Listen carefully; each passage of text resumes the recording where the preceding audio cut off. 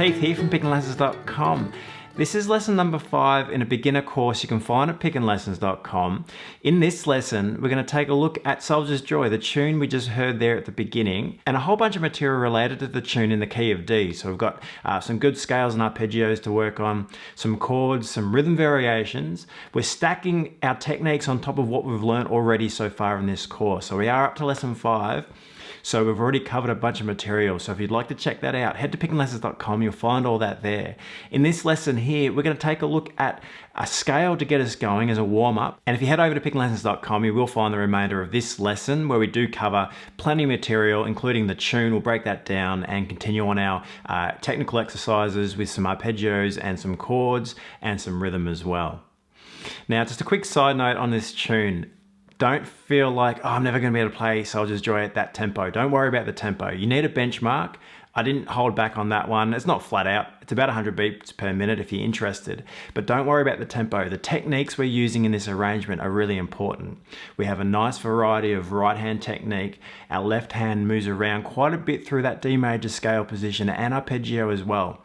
It's a great tune to work on your technique, and it's a really nice one to have under your fingers as a beginner. So don't worry about the tempo. We'll work through it together. All right, so let's get started in this lesson with the D major scale. We're going to take a look at it in a moment. Just a quick reminder, make sure you've tuned up. Tune up often, tune up every time you pick up your mandolin, tune up several times when you're playing over the course of an hour or half an hour or two. You might find it goes out of tune. I just double check my tuning then just quickly because it was tuned before, but then it's gone out again. So you do need to make sure you are tuning that mandolin and keeping your ear out for that. All right, so do tune your instrument, it's really important. Okay, so this D major scale, we did cover an octave of the D major scale in one of the earlier lessons, which is one octave sounds like this, starting at D, and we play our way up to D.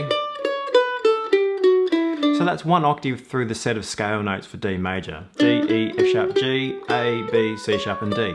Now we have those notes in other places, and what we're going to do in this D major scale exercise is actually look at all those notes that we have available in the open position.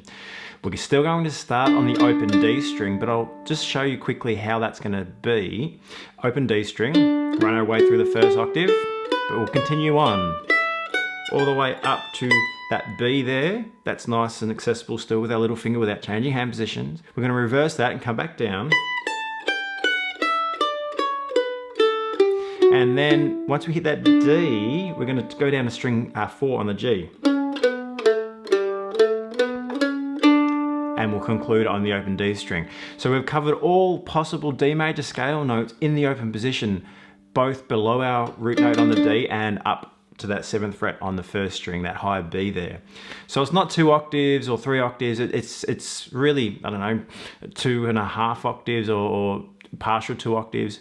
We're not starting on D, our lowest note. We don't have that option. Our lowest D we have is the D string, but we've still got D major scale notes below that.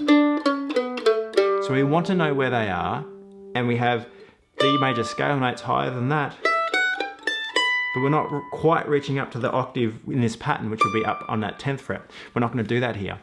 We're just playing this open position. So let's just cover those notes really slowly so you can learn them. So we'll run it once slowly from that open D string, 2nd fret, running through that octave. This is an easy part of the pattern. Okay. First string, open 2 and 3, 5, and then the little finger on fret 7. Just be mindful of those fingers there. 1, 2, 3, and 4. All 4 fingers used in this first string position. Open 2, 3, 5, and 7 are the frets, and 1st, 2nd, 3rd, and 4th are the fingers. Really keep an eye on that. Then we'll reverse that. So back down, so 7th fret, little finger. Changing strings there. Back down to our initial octave of the D, and here, the D, we're going to start to move into string 4. Fret 6, finger 3. Fret 4, finger 2.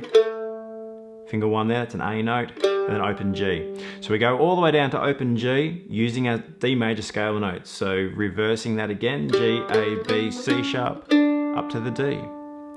So the D major scale has a set structure of notes, as you've picked up on already. D, E, F sharp, G, A, B, C sharp, and D. And wherever we can find those notes, we can play them for the scale. So it's a really valuable exercise. Soldier's Joy certainly uses those notes. Not all of them, but uses a lot of them. In the next lesson, we're going to break down a couple of exercises to help for our right hand. So we're going to look at some different picking exercises while we practice that scale, and also build in a full position D major arpeggio as well. Following all that up, we've got some chordal exercises looking at some open shapes and some movable chop chord type shapes, and some rhythm exercises. Then of course we'll break down the tune Soldier's Joy and work through that together as well. Plenty to work on in this lesson. The other lessons are there as well for this beginner course, so check that out. Take your time. Don't be put off by any of this at the moment. Just really take your time, get the fundamentals right. Head over to pickinlessons.com. I'll see you there.